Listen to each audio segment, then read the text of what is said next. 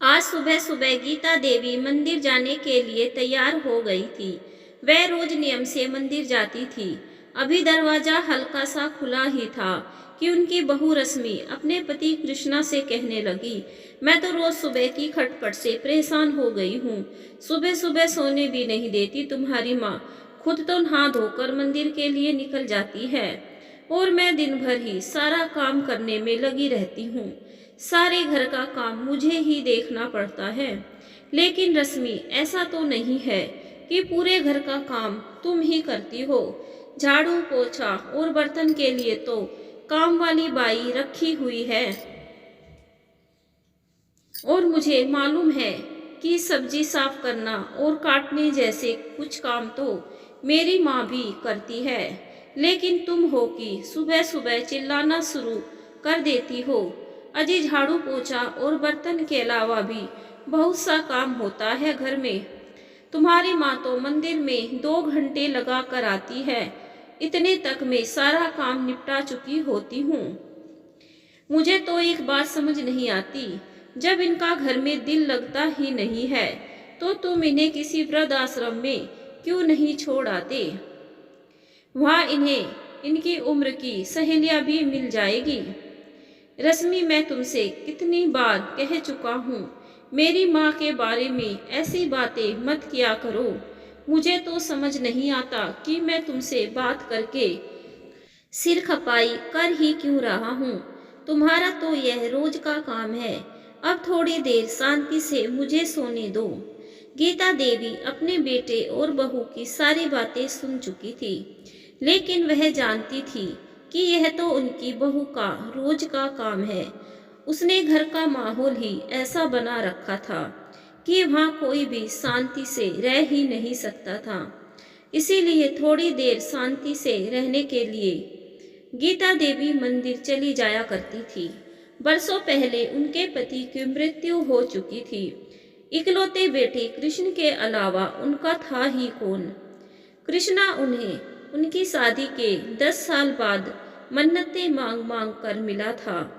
यदि वे उसके साथ ना रहती तो फिर कहाँ जाती। कृष्णा भी अपनी माँ का पूरा ख्याल रखता था। कृष्णा और रश्मि का एक बेटा है पिंटू, जिसे अपनी दादी का साथ बहुत अच्छा लगता था।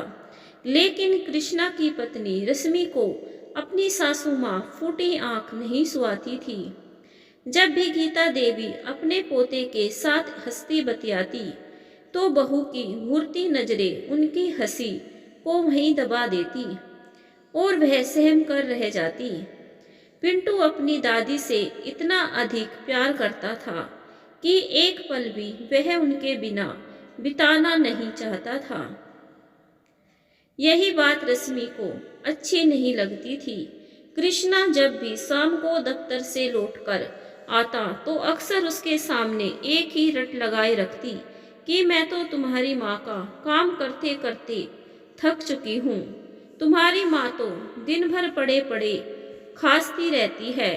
अब मुझे इनसे छुटकारा चाहिए। गीता देवी की हमेशा यही कोशिश रहती कि उनकी बहू पर काम का बोझ कम से कम रहे।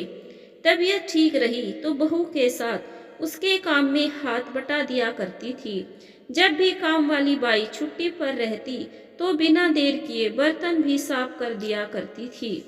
लेकिन उसके ऊपर तो जैसे उन्हें वृद्धाश्रम भेजने का भूत सवार हो गया था, जिस कारण घर में हमेशा कलह का वातावरण रहता। पर कृष्णा यह बात मानने को बिल्कुल भी तैयार नहीं था। किसी प्रकार काफी समय व्यतीत हो गया।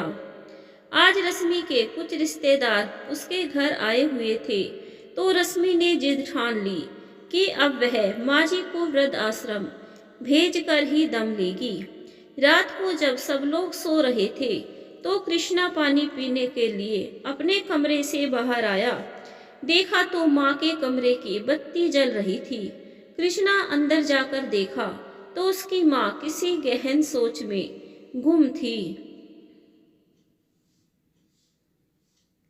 कृष्णा ने अपनी माँ के पास जाकर उनके गोद में सर रखकर लेट गया।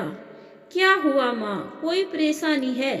बेटा, मैं सोच रही थी कि केवल मेरी वजह से तुम दोनों में रोज क्लेश होता है। घर का वातावरण बोझिल हो चुका है। बेटा, मैं तो अपनी जिंदगी जी चुकी हूँ। अब मेरी केवल एक ही इच्छा है कि तुम सब हंसी खुशी से रहो। इसलिए मैं चाहती हूँ कि तुम मुझे वृद्ध आश्रम में छोड़ आओ। लेकिन माँ, मैं जीते जी आपको अपने से अलग कैसे कर सकता हूँ? मुझे तो आप मेरी जान से भी ज्यादा प्यारी हो। आज मैं जो कुछ भी हूँ केवल आपके ही परिश्रम का फल है। मैं आपके कर्ज से कभी मुक्त नहीं हो सकता। लेकिन बेटा, इस घर का कलह भरा वातावरण मुझे रास नहीं आ रहा। मैं केवल कुछ ही समय के लिए वहाँ जाना चाहती हूँ। जब सब ठीक हो जाएगा तो तुम मुझे वापस ले आना। मेरी हवा पानी बदल जाएगी तो मुझे भी अच्छा लगेगा। और आजकल तो वृद्ध आश्रम में भी अच्छी सुविधाएं दी जाती है। मुझे भी वहाँ अपनी उम्र के लोग मिल जाएंगे तो मेरा भी दिल लगा रहेगा। तुम लोगों को जब भी मेरी याद आए तो मुझसे मिलने आ जाना। कृष्णा अपनी माँ की बात सुनते हुए लगातार उनके चेहरे की तरफ देख रहा था। उनके चेहरे पर मुस्कुराहट थी, लेकिन उनकी आंखों में छुपा आंसुओं का सैलाब कृष्णा साफ साफ देख पा रहा था। हालातों से मजबूर कृष्णा जाकर वापस अपने बिस्तर पर लेट गया। आंखों की नींद तो अब गायब हो चुकी थी। माँ के बारे में सोचते सोचते कृष्णा अतीत के पन्ने पलटने लगा। वह करीब 5 वर्ष का था तब उसके पिता का निधन हो गया था। उसकी माँ गीता देवी पर रिश्तेदारों ने दूसरी शादी करने का दबाव बनाया, लेकिन उन्होंने फैसला लिया कि वह दूसरा विवाह ना करके अपने बेटे कृष्णा का ही पालन पोषण करेगी और अपने बेटे को माँ और पिता दोनों का प्यार देगी। पढ़ी लिखी तो ज़्यादा नहीं थी, लेकिन खाना बहुत अच्छा बनाती थी। इसीलिए घर पर रहकर ही टिफिन सर्विस शुरू की। ना सुबह देखी ना शाम, और कड़ी मेहनत करते हुए अपने बेटे को पढ़ाया लिखाया, इस लायक बनाया कि वह आज एक सरकारी बैंक में मैनेजर के पद पर आसीन है। कृष्णा ने अपनी माँ का संघर्षमय जीवन देखा था, इसीलिए वह चाहता था कि उसकी पत्नी नौकरी ना करके घर संभाले और उसकी माँ की सेवा करे।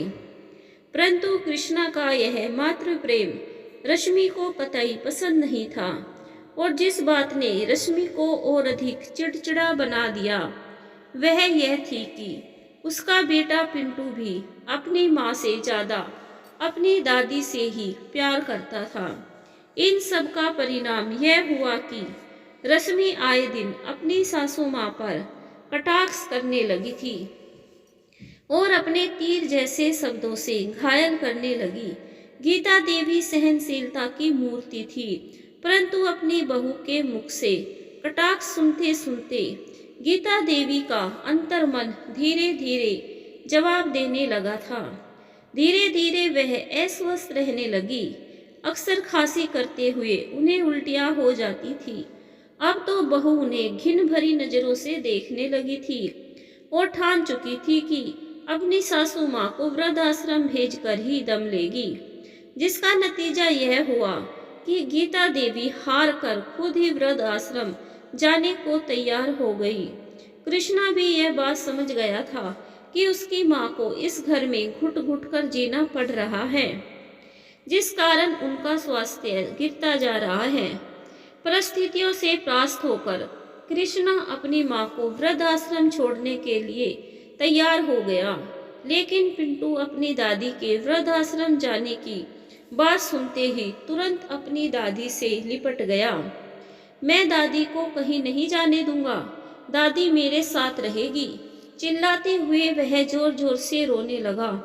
उसे रोता देख कृष्णा भी अपना दिल हारने लगा, परंतु फिर उसने अपने बेटे को समझाया, बेटा, दादी को कुछ समय के लिए आराम की जरूरत है। जब कुछ समय के बाद उनकी तबीयत ठीक हो जाएगी तो हम उन्हें वहां से ले आएंगे। आखिरकार दिल पर पत्थर रखकर कृष्णा अपनी माँ को वृद्धाश्रम छोड़ आया। गीता देवी के घर से जाने के बाद कृष्णा और पिंटू बहुत ही उदास हो गए, परंतु रश्मि की खुशी का ठिकाना नहीं रहा। पिंटू हर रोज स्कूल से आने के बाद अपनी दादी के कमरे में बैठा रहता।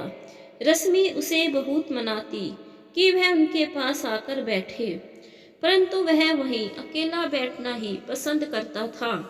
उस दिन के बाद कृष्णा भी अपनी नौकरी में और अधिक व्यस्त हो गया और 1 महीना कब बीत गया पता ही नहीं चला। कृष्णा बहुत बार सोचता कि जाकर अपनी माँ को वापस लेकर आए, लेकिन फिर किसी न किसी काम में व्यस्त हो जाता। ऐसे करते करते 3 महीने व्यतीत हो गए और एक दिन वृद्धाश्रम से कृष्णा के पास फोन आया।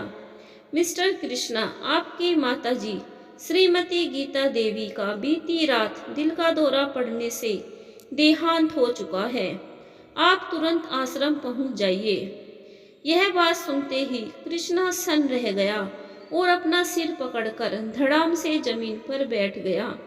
रोते हुए बोलने लगा, कितना क्रूर था मैं, जो अपनी माँ को ही वृद्धाश्रम छोड़कर आ गया और उन्हें वापस लेकर आना तो दूर, मैं तो उनसे मिलने तक का समय ना निकाल पाया।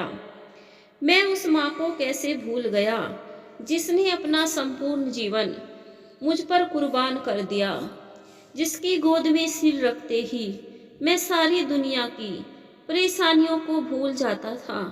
साक्षात ईश्वर का रूप थी मेरी माँ, और ऐसी पूजनीय माँ के जीवन के अंतिम पड़ाव में मैं उनके साथ नहीं था। मैं ऐसा अनर्थ कैसे कर बैठा।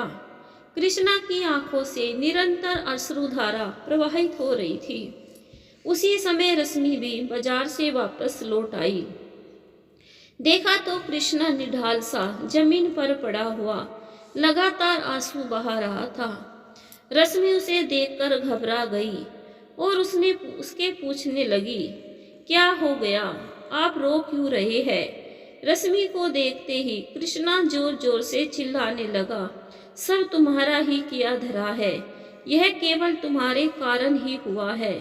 लेकिन मैंने क्या किया है, कुछ तो बताइए, क्या हुआ? रश्मि बोली तो कृष्णा भरे गले से बोला, तुम मेरी माँ से छुटकारा चाहती थी ना, मैंने हमेशा के लिए तुम्हें छुटकारा दे दिया।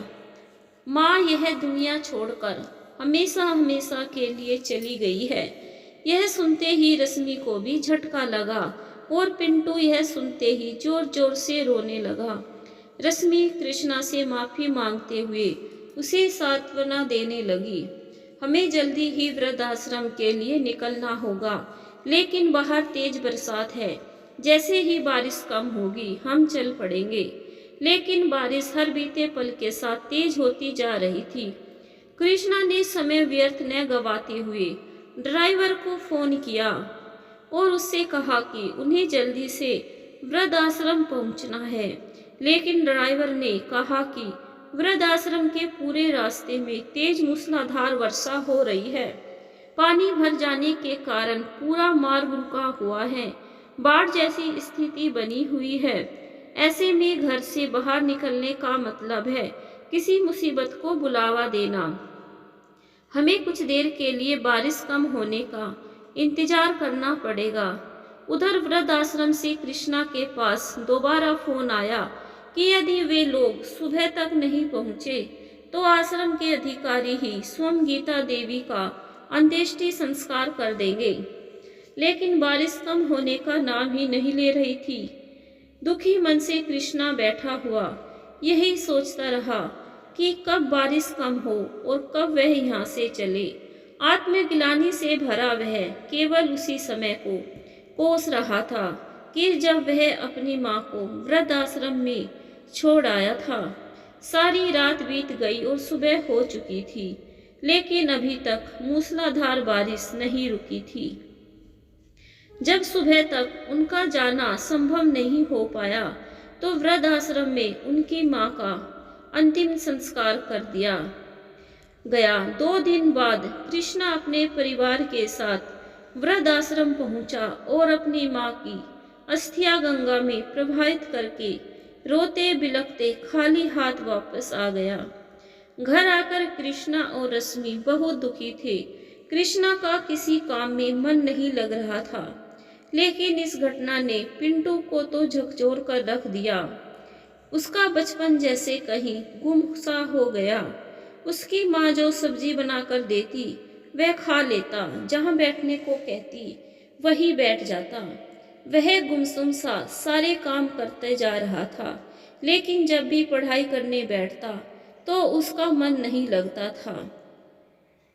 किताब उठाकर बैठा रहता, परंतु एक अक्षर भी नहीं पढ़ पाता था। एक दिन पिंटू जब स्कूल से घर आकर निढाल सा गिर गया। रश्मि ने देखा, उसे तो तेज बुखार था। थर्मामीटर लगाने पर पता चला कि बुखार 104 डिग्री था। रश्मि घबरा गई और तुरंत कृष्णा को फोन किया। जल्दी से उसे डॉक्टर के पास लेकर गई और दवाइयाँ दी, परंतु बुखार तो उतरने का नाम ही नहीं ले रहा था। हमेशा 103 से 104 डिग्री के करीब बुखार रहता। रह रहकर पिंटू नींद में ही दादी माँ को बुलाता रहता। करीब 1 सप्ताह तक भी जब दवाइयों ने असर नहीं दिखाया, तो वे दोनों पिंटू को मनोचिकित्सक के पास लेकर गए। पिंटू हमेशा बड़बड़ाता रहता, दादी आप मेरे पास वापस आ जाओ, आप मेरे पास रहोगी। उसकी मानसिक स्थिति को देखते हुए डॉक्टर ने कहा, बच्चे के दिमाग पर बहुत बुरा असर पड़ा है। क्या अब इसकी दादी जी इसके साथ नहीं रहती? कृष्णा ने दादी जी के आश्रम छोड़ने से लेकर अब तक की सारी कहानी डॉक्टर साहब को बताई और बताया कि किसी भी प्रकार से बच्चे की हालत में कोई सुधार नहीं आ रहा है। उनकी बात सुनकर डॉक्टर ने उन्हें कहा, देखिए मैं जानता हूँ कि आपके लिए थोड़ा मुश्किल होगा, लेकिन इस समस्या से निपटने का केवल यह ही एक हाल है। आपको किसी बूढ़ी महिला को पिंटू की दादी बनाकर लाना होगा और उन्हें अपने घर में रखना होगा जब तक पिंटू पूरी तरह ठीक नहीं हो जाता। डॉक्टर साहब द्वारा बताई गई योजना कृष्णा और रश्मि को कुछ अटपटी सी लगी, लेकिन वह अपने बच्चे के जीवन के लिए कुछ भी करने को तैयार थे। काफी कोशिशों के बाद भी कोई बूढ़ी महिला नहीं मिली जो कि पिंटू की दादी बन सके। फिर रश्मि ने कृष्णा से कहा कि उन्हें किसी वृद्ध आश्रम से दादी जी का इंतजाम किया जाए। विधि का विधान तो देखिए, जो रश्मि पिंटू की सगी दादी को बोझ समझकर वृद्ध आश्रम में छोड़कर आई थी, आज वही रश्मि अपने बेटे के जीवन की खातिर किसी अन्य महिला को वृद्ध आश्रम से लाने को तैयार हो गई। डॉक्टर के सहयोग से दिल्ली के एक वृद्ध आश्रम के संचालकों से बात की। उन्होंने बताया कि कुछ दिन पहले ही एक वृद्ध उनके आश्रम में आई है, जिनका कोई सगा संबंधी कभी मिलने नहीं आया। कुछ समय पहले उन्हें सिर में चोट आई थी, जिस वजह से उनकी याददाश्त जा चुकी है और वह अकेली है। अगर आप इन्हें घर में रखेंगे तो आपको कोई असुविधा नहीं होगी। वह बहुत ही हंसमुख है।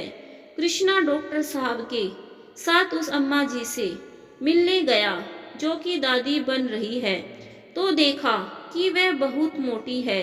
उनके सिर के बाल भी छोटे थे और वह चश्मा लगाती है। उनके चेहरे पर कुछ चोट के निशान थे। वहां से आने के बाद कृष्णा ने डॉक्टर साहब को बताया कि मेरी माँ के बाल बहुत लंबे थे, वह बहुत ही पतली थी और चश्मा नहीं लगाती थी। पता नहीं पिंटू उन्हें अपनी दादी मानेगा या नहीं। तो डॉक्टर साहब ने कहा, आप यह सब मुझ पर छोड़ दीजिए। डॉक्टर साहब ने गीता देवी को अपने पास में बैठाकर उन्हें पिंटू से मिलवाया। पिंटू ने पूछा कि आप तो भगवान जी के पास चली गई थी ना, फिर वापस कैसे आ गई? आप इतनी मोटी कैसे हो गई? आपके बाल कहाँ गए? डॉक्टर ने कहा, पिंटू तुम बीमार हो गए थे ना, इसीलिए भगवान जी ने इन्हें तुम्हारे लिए वापस भेज दिया। यहाँ वृद्ध आश्रम में इन्होंने अपना खूब ध्यान रखा। खूब व्यायाम करके इनकी सेहत बहुत अच्छी हो गई है। इनके साथ रहकर तुम भी इनके जैसे ही स्वस्थ हो जाओगे। यह बात सुनकर पिंटू बहुत ही खुश हुआ और दादी जी के गले लग गया। फिर अपनी माँ को कहने लगा, मम्मा मुझे बहुत भूख लग रही है, घर चलो, मैं और दादी एक साथ खाना खाएंगे। उनका बेटा पिंटू उनके सामने सही सलामत खड़ा था। आज सचमुच दादी माँ और गोलू दोनों का पुनर्जन्म हुआ था। खून के रिश्ते कितने प्रबल होते हैं, आज इस घटना ने सिद्ध कर दिया। कुछ दिनों के बाद दादी माँ की याददाश्त वापस आ गई तो पता चला कि यही उसकी असली दादी है। इसे हम कुदरत का करिश्मा ही बोल सकते हैं। जो दादी का एक्सीडेंट हुआ था उसमें से बचकर वह अपने पोते के लिए फिर से दादी बनकर आई और उसको नया जीवन दिया और बहू को भी अच्छा सबक मिला अपनी बूढ़ी सासू माँ को वृद्धाश्रम भेजने का। दरअसल हुआ यूं था कि दादी को पिंटू की बहुत याद आ रही थी और वो एक रात को नींद से ही सपने में उठी और वृद्धाश्रम का गेट खोलकर पिंटू से मिलने जाने लगी।